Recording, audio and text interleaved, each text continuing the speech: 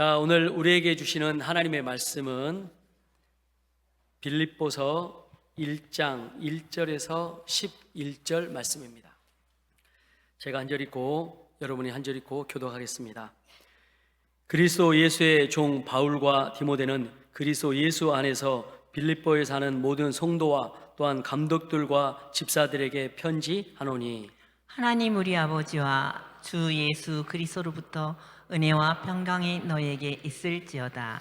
내가 너희를 생각할 때마다 나의 하나님께 감사하며 간구할 때마다 너희 무리를 위하여 기쁨으로 항상 간구함은 너희가 첫날부터 이제까지 복음을 위한 일에 참여하고 있기 때문이라. 너희 안에서 착한 일을 시작하신 이가 그리스도 예수의 날까지 이루실 줄을 우리는 확신하노라. 내가 너희 무리를 위하여 이와 같이 생각하는 것이 마땅하니 이는 너희가 내 마음에 있음이며 나의 매임과 복음을 변명함과 확정함에 너희가 다 나와 함께 은혜에 참여한 자가 됨이라. 내가 예수 그리스도의 심장으로 너희 무리를 얼마나 사모하는지 하나님이 내 증인이시니라. 내가 기도하노라. 너희 사랑을 지식과 모든 청명으로 점점 더 풍성하게 하사 너희로 지극히 선한 것을 분별하며 또 진실하여 허물 없이 그리스도의 날까지 이루고 다 짓겠습니다. 예수 그리스도로 말미암아 의의 열매가 가득하여 하나님의 영광과 찬송이 되기를 원하노라. 아멘. 아멘. 사랑하는 요청 가정 여러분, 오늘 우리는 빌립보서 말씀으로 빛나는 동역이라는 제목으로 은혜를 나누고자 합니다. 말씀 후에 기대라는 찬양을 우리가 부를 텐데요, 이 기대라는 찬양의 가사처럼 여수 선교를 통해서 하나님께서 하실 일을 기대합니다. 자, 그래서 교회는 사적인 모임 정도의 공동체가 아닙니다. 하나님께서 일하시는 공동체가 바로 교회입니다. 그리고 그 일하심은 언제나 믿음의 사람을 통해서 이루어집니다. 그런데 중요한 사실이 하나 있습니다. 하나님은 혼자 일하는 사람을 찾지 않으십니다. 하나님은 함께하는 사람, 동역자를 찾으십니다. 우리 신앙생활 하면서 종종 이럴 때 있어요. 나만 은혜 받으면 되지, 나만 잘 믿으면 되지. 그러나 성경은 전혀 그렇게 말하지 않습니다. 하나님은 우리를 교회라고 하는 공동체로 부르셨고 서로 연결된 존재로 세우셨습니다. 믿음은 개인적으로 시작되지만 반드시 공동체 안에서 완성되어 갑니다. 오늘 본문은 사도 바울이 빌립보 교회에 보내는 편지입니다. 그런데 이 편지를 읽어보면 바울의 마음이 그대로 드러나는 편지입니다. 사랑이 있고 감사가 있고 하나님께서 이 성도님을 쓰실 확신이 이 빌립보서에 기록되어 있습니다. 빌립보 교회는 바울에게 성도라는 관계 정도가 아니라 동역자로 세워지는 아주 귀한 편지입니다. 여러분, 같이 일하는 사람은 많습니다. 그러나 마음이 통하는 사람은 많지 않습니다. 같이 예배드리는 사람은 많습니다. 그러나 함께 눈물 흘리는 사람은 많지 않습니다. 오늘 말씀은 우리 자신에게 묻고 있습니다. 나는 교인에게 어떤 동역자인가? 그리고 동시에 이렇게 초청합니다. 빌립보 교인처럼 빛나는 동역자가 되어라. 이 시간 말씀을 통해 우리 자신을 돌아보고 하나님이 기뻐하시는 동역의 자리로 나아가게 되시길 주님의 이름으로 축복합니다. 첫 번째 1절에서 2절은 복음 안에서 시작된 동역입니다. 바울은 자신을 그리스도 예수의 종이라고 표현합니다. 그리고 빌립보 성도들을 그리스도 예수 안에 있는 성도들이라고 부릅니다. 우리가 여기서 놓치면 안 되는 핵심은 그리스도 예수 안에라는 표현입니다. 동역은 사람 중심으로 시작되지 않습니다. 성격이 맞고 생각이 같아서 시작되는 게 동역이 아닙니다. 진정한 동역은 예수 그리스도 안에서 시작이 됩니다. 그래서 사도 바울은 자신의 권위를, 사도의 권위를 내세우지 않고 나는 종이다 라고 말합니다. 이 고백이 중요합니다. 왜냐하면 동역은 자리 싸움이 아니라 같은 방향으로 나아가는 것이기 때문에 그렇습니다. 교회 안에 갈등이 생기는 이유는 대부분 이것입니다. 누가 더 높은 위치인가? 누가 더 중요한 사람인가? 그러나 우리가 정말 예수님과 동역하고 있다면 질문이 바뀌어져야 됩니다. 우리가 함께 하나님의 뜻을 따라가고 있는가? 저도 사역하면서 이런 적이 있었습니다. 왜 내가 저 사람보다 일을 더 많이 하지? 부목사로 있을 때 왜 나만 이렇게 바쁘지? 이렇게 불평하며 비교했습니다. 그러니까 불평하며 비교하니까 제 신앙이 자라지 않더라고요. 반대로 이렇게 고백한 적도 있었습니다. 주님께서 저에게 사역을 맡기셨으니 제가 기쁨으로 감당하겠습니다. 그러니까 더 깊은 은혜로 들어가면서 영혼들과 교회가 영적으로 숫자적으로 부흥하는 것을 경험했습니다. 사랑하는 유성의 가족 여러분, 동역의 시작이 다르면 결과도 달라집니다. 예수님과 먼저 연합하십시오. 그리고 하나님의 뜻에 순종하십시오. 그러면 결과는 완전히 달라집니다. 복음 안에서 하나님과 먼저 동역이 시작이 되어야 됩니다. 우리는 사람 때문에 모인 공동체가 아니라 예수님 때문에 부름받은 공동체입니다. 이 사실이 분명할 때 사람과의 동역에서도 흔들리지 않게 되는 것입니다. 자, 두 번째 3절 5절 감사와 기쁨으로 이어지는 동역입니다. 바울은 3절에 이렇게 말씀합니다. 내가 너희를 생각할 때마다 감사하다. 여러분, 이 고백이 얼마나 놀라운 고백인 줄 아십니까? 사람을 떠올릴 때 두 가지 반응이 나옵니다. 생각하면 마음이 무거운 사람이 있고 생각하면 감사가 되는 사람이 있어요. 근데 저는 제가 유성결교회 와서 생각하는데 정말 감사한 분들밖에 없어요. 제가 생각하면 감사하고 돌아서서 기도하면 감사하고 또 새벽에 기도하면 눈물이 나고 하나님께서 우리 유성결교회가 부흥할 수밖에 없는 그런 상황들을 만들어 주시는데 그 부흥의 한가운데 누가 있냐? 저와 여러분이 있는 거예요. 저와 여러분이 함께 사랑하는 마음으로 동역하니까 하나님께서 함께 하시는 거예요. 물론 먼저 우리는 예수님과 먼저 연합해야 합니다. 그리고 서로 동역하는 거예요. 그래서 목회자가 회개하고 하나님 앞에 신실하게 서고 성도님들을 서로 사랑하면 교회는 반드시 부흥합니다. 오늘 바울에게 빌립보 교회와 성도님들은 감사한 사람들이었어요. 우리 여성결 교회 가족들로 생각하면 감사하고 고마운 분들입니다. 오늘 5절에 보면 사도 바울이 빌립보 교인들에게 감사할 수 있는 이유가 나옵니다. 복음을 위한 일에 참여하고 있기 때문이다 라고 기록합니다. 이 참여라고 하는 말은 협력, 코어퍼레이션 정도가 아닙니다. 삶을 나누는 깊은 교제를 의미합니다. 함께 예배드리는 것, 함께 헌신하는 것, 함께 복음을 위해 사랑하는 것, 이것이 쌓일 때 관계는 달라지는 거예요.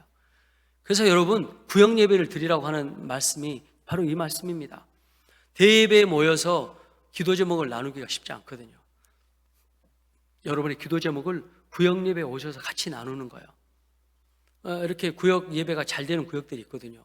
이번에도 아마 잘 되는 구역 우리가 분가식도 하고 또 극동 방송에 소개도 될 겁니다. 그래서 저도 출연하고 그 구역 식구도 출연해서 구역이 잘 돼서 부흥하는 교회 이렇게 해서 우리 교회가 이제 극동 방송에 나가게 될 겁니다. 그래서 구역이 부흥하면 교회는 부흥합니다. 그리고 여러분의 기도 제목을 구역 예배 때 나누는 거예요. 구역 예배 잘 안 드렸으니까 또 그분들과 마음 나누는 게 쉽지 않을 수 있습니다. 그러나 한번 도전해 보시고 용기를 내 보십시오. 그곳에서 함께 기도하고 함께 기도 제목을 나누고 여러분의 기도 제목이 또 다른 분들의 기도 제목이 되고 여러분의 눈물의 기도 제목이 함께 응답이 되는 기도 제목이 될 때 하나님께서 역사하시는 거예요. 오늘도 우리 권사님 손자분이 사법고시 합격했다고 하니까 1부 때도 그렇고 2부 때도 그렇고 또 다른 분들도 와 하시는 거예요. 시기 질투하지 않고 와 축복하잖아요. 이런 공동체가 건강한 공동체입니다. 그래서 바울은 감옥에 있으면서도 빌립보 교회와 성도님들을 떠올릴 때 감사가 나왔습니다. 환경이 아니라 관계가 그의 마음을 지배하고 있기 때문에 그렇습니다. 동티모르의 손현성 선교사님이 최초로 한국 선교사 최초로 1호로 선교사님으로 갔어요.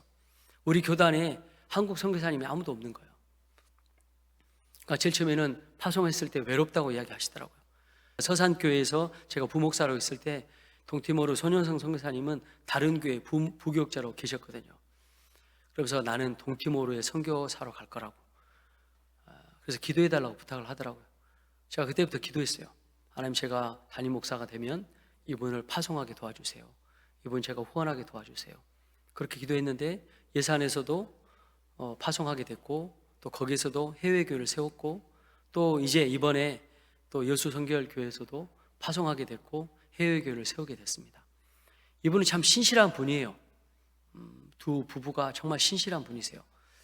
동티모르에는 아이들 두 아들이 있는데 학교를 보낼 만한 그런 시설이 없어요. 나라가 워낙 가난하고 힘드니까. 그래서 두 아들을 어머니에게 맡기고 이제 두 부부만 이렇게 동티모르에 사역을 시작하는 거죠. 근데 기도 편지가 왔어요. 목사님, 아는 사람이 아무도 없고 한국 사람도 없어서 먹는 것부터 여러 가지가 힘듭니다. 기도해 주세요. 그때 기도했던 것 같아요. 정말 간절히 기도했어요. 만약에 하나님이 저를 동티모르에 보내셨다고 하면 어떤 마음이겠습니까? 만약 여러분에게 동티모르 가라고 하면 어떻게 하겠습니까? 주님, 내가 여기 싸우니 쟤를 보내주셔서, 이렇게 할 거 아니야. 쉬운 일이 아니에요. 음식도 안 맞죠. 환경도 안 맞죠. 또 마음을 나눌 수 있는 한국 사람도 없는 거예요. 그래서 제가 간절히 기도했어요. 하나님께서 이분이 복음을 전해서 변화되는 사람들이 세워지기 시작했어요. 그래서 선교 센터를 완성을 하고 거기서 아이들을 세우고 이 아이들이 같이 믿음을 나눌 수 있는 동역자가 됐습니다. 그리고 워낙 사역을 잘하시니까 동티모르에도 여러 교회가 세워졌습니다. 이 선교사님이 저한테 이렇게 이야기하시더라고요. 힘들었는데 목사님이 기도해주고 또 그 기도를 통해서 동역자들이 세워져서 그때부터 더 힘을 낼 수 있었습니다. 이처럼 동역은 사람과 사역을 살리는 힘이 있습니다. 사랑하는 여러분, 우리 여성결교회 안에서 이런 고백이 있기를 축복합니다. 저분이 있어서 내가 버틴다. 여성결 가족들이 있어서 내가 믿음을 지킨다. 이런 서로의 관계가 세워질 때 교회는 빛이 나기 시작합니다. 하나님께서 완성하신 동역을 6절에 이렇게 말씀합니다. 너희 안에 착한 일을 시작한 이시니가 그리스도 예수의 날까지 이루실 줄을 우리는 확신하노라. 너희 안에 착한 일을 시작하신 예수 그리스도께서 너희를 하나님의 동역자로 세우시는데 어느 때까지? 그리스도의 날까지 이루실 줄을 확신한다라고 말씀하죠. 이 말씀이 동역의 핵심적인 말씀입니다. 동역은 우리의 능력으로 유지되는 것이 아닙니다. 하나님이 시작하셨고 하나님이 완성하십니다. 우리는 종종 이렇게 생각합니다. 내가 더 잘해야 된다. 내가 더 책임져야 된다. 물론 책임감은 필요합니다. 그러나 그보다 더 중요한 것은 하나님이 나와 함께 하시고 또 저 사람을 통해서 하나님께서 일하신다라는 확신을 갖는 것입니다. 하나님이 지금도 일하신다라는 이 확신이 있을 때 우리는 그 영혼이 연약해지고 쓰러지고 넘어질 때 포기하지 않습니다. 그리고 사람들을 쉽게 판단하지도 않습니다. 교회에서 어떤 분 보면 아직 믿음이 부족해 보이는 분이 계실 수 있잖아요. 저분 아직 믿음이 연약한데 저분 더 성장해야 되는데, 그 분은 아직 하나님께서 성숙시키는 과정이에요. 성숙시키는 과정. 어머니가 매실을 담았어요. 이제 매실, 이 액기스를 만들려고 매실을 담았는데 색깔이 아주 맛있게 올라오는 거예요. 그래서 맛있을까 봐 제가 한번 떠서 먹어봤어요. 죄송합니다. 조선에 그런 맛이 없어요. 진짜 맛없어요. 숙성 안 된 매실 맛은 사람이 먹을 수 있는 맛은 아니에요. 근데 시간이 지나고 숙성되니까 어머니가 딱 떠주시더라고요. 그래서 물을 타서 먹으니까 그렇게 시원하고 맛있을 수가 없어요. 여러분은 맛있는 매실청은 현천원입니다. 너무 맛있어요. 건강에도 좋고. 자, 보십시오. 그래서 하나님께서 지금 성숙시키는 과정이에요. 하나님은 저와 여러분을 걸작품, 마스터피스로 만들고 있어요. 한 번의 걸작품은 완성되지 않습니다. 시간을 들이시고 과정을 통해서 빚어 가시는 겁니다. 어린아이가 퍼즐을 막 맞췄어요. 퍼즐 맞히다가 힘드니까 이제 관두고 싶은가 봐요. 막 짜증을 내기 시작해요. 그러니까 옆에 있던 아빠가 아들 이리 와, 같이 맞추자. 그러니까 아들이 힘을 내서 맞추기 시작해요. 그 순간 아이는 혼자가 아니기 때문에 그렇습니다. 우리 신앙도 마찬가지입니다. 하나님께서 저와 여러분 가운데 함께 하십니다. 그래서 우리는 다시 일어설 수 있고 사역할 수 있는 힘이 생기는 것입니다. 자, 세 번째입니다. 7절, 8절은 그래서 사랑으로 깊어지는 동역입니다. 바울이 말씀합니다. 너희가 내 마음에 있다. 그리고 더 나아가 그리스도의 심장으로 내가 너를 사모한다라고 이야기합니다. 우리 오늘 8절 말씀 한번 같이 읽어보겠습니다. 시작. 내가 예수 그리스도의 심장으로 너희 무리를 얼마나 사모하는지 하나님이 내 증인이시니라. 아멘. 보십시오. 내가 너를 얼마나 사랑하는지. 예수 그리스도의 심장으로 너희 무리를 사랑한대요. 최고의 표현 아닙니까? 그리고 하나님이 내 증인이 된대요. 저도 이런 목사가 되기를 기도합니다. 여러분 기도해 주십시오. 저도 여러분을 제 마음에 품고 제가 열심히 기도하고 있습니다. 여러분의 자녀 손들을 위해서 기도하고 있습니다. 하나님께서 제 증인이 되실 줄 믿습니다. 이 표현은 감정적인 표현은 아닙니다. 감정적인 표현을 넘어서 영적인 사랑의 표현입니다. 목회자도 하나님 앞에 기도하지 않으면 한 영혼을 사랑할 수 없어요. 동역은 다른 거예요. 여러분 목회자도 안에 십자가, 예수 그리스도의 십자가 없으면 한 영혼도 사랑할 수 없습니다. 그래서 그 사랑을 달라고 기도하는 겁니다. 이미 저는 여기 와서 이제 3년 가까이 사역을 하면서 원로 목사님은 어떻게 사역을 하셨을까? 우리 장로님, 권사님, 집사님들은 어떻게 유성교회를 사랑했을까? 제가 열심히 옆에서 보고 배우고 있습니다. 저도 이제 시간이 길어지면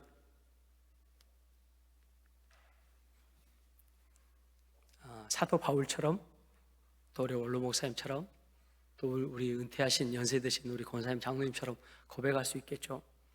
내가 여수성교회를 얼마나 사랑했는지 하나님의 심장으로 내가 사랑했고 하나님 내 증인이 된다라고 이야기하는 그때를 기대합니다.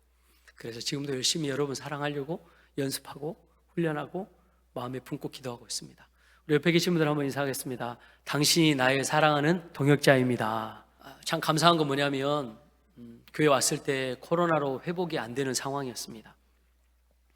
하나님, 교회 학교에 동역자가 필요합니다. 성가대의 동역자가 필요합니다. 우리 청년의 동역자가 필요합니다. 청소년부의 동역자가 필요합니다.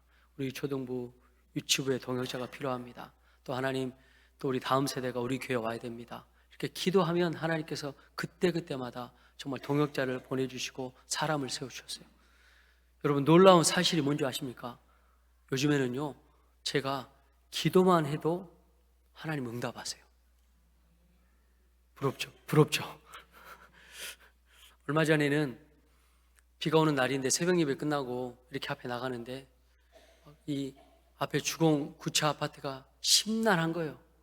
그 옆에 쳐다보니까 우리 교회 담벼락도 옹벽도 심란해요. 양쪽이 심란해서 하나님 저 아파트 깨끗하게 색칠 좀 해주세요. 딱 그랬는데요 색칠하고 있어요 지금. 그죠? 최성원 권사님 색칠하고 있죠 지금? 감사해요. 그리고 얼마 전에 새벽에 기도하는데 하나님 프랑스 파리로 우리가 단기 선교 가야 되는데 전쟁이 몇 말입니까? 올해 하나님께서 선교로 확장한다고 말씀하시지 않으셨습니까? 하나님 어떻게 합니까? 그렇게 기도했는데 우리 한도일 장로님, 우리 최양희 권사님 통해서 해외 선교 파송이 되고 해외교회가 세워지고 너무 감사하더라고요. 하나님 요즘은 기도하는 대로 다 응답이 되는군요. 고맙습니다.